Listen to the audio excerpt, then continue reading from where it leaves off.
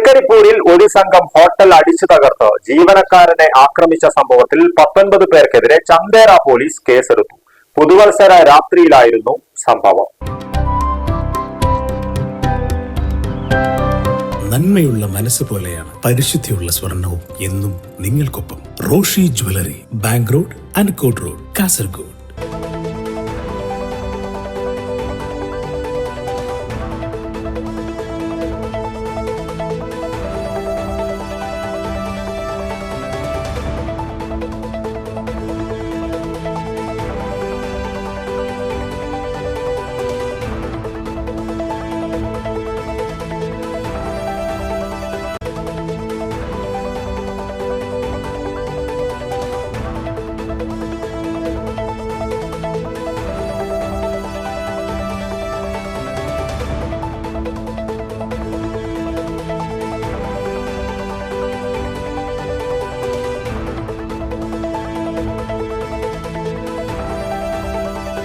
തൃക്കരിപ്പൂരിൽ ഭക്ഷണം നൽകുവാൻ വൈകിയെന്നാരോപിച്ച് ഹോട്ടലിന് നേരെ യുവാക്കളുടെ ആക്രമം. 19 പേർക്കെതിരെ ചന്ദേര പോലീസ് കേസെടുത്തു.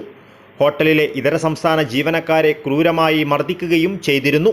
പയ്യന്നൂർ സ്വദേശികളായ യുവാക്കളുടെ നേതൃത്വത്തിലുള്ള 25ഓളം വരുന്ന സംഘമാണ് തൃക്കരിപ്പൂർ ടൗണിലെ പോക്കോ ഹോട്ടൽ അടിച്ച് തകർക്കുകയും ജീവനക്കാരനെ മർദ്ദിക്കുകയും ചെയ്തത്.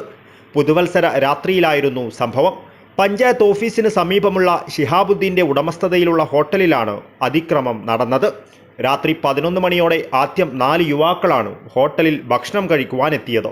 ഓർഡർ ചെയ്ത് ഭക്ഷണം എത്തുവാൻ വൈകിയെന്നാരോപിച്ച് ഇവർ ഹോട്ടലിലെ ഗ്ലാസുകളും പാത്രങ്ങളും എറിഞ്ഞ് തകർക്കുകയായിരുന്നു.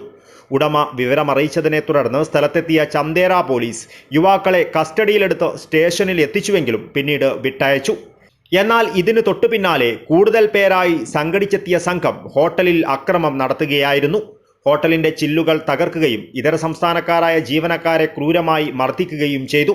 പുറത്ത് പാർക്ക് ചെയ്തിരുന്ന ഡെലിവറി വാഹനങ്ങളും സംഘം തകർത്തിട്ടുണ്ട്.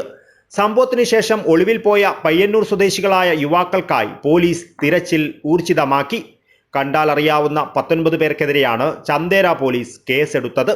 സംഭവത്തിൽ ഹോട്ടൽ ആൻഡ് റെസ്റ്റോറന്റ് അസോസിയേഷൻ പ്രതിഷേധിച്ചു. അക്രമത്തിന്റെ CCTV ദൃശ്യം വ്യാപകമായി പ്രചരിക്കുന്നുണ്ട്.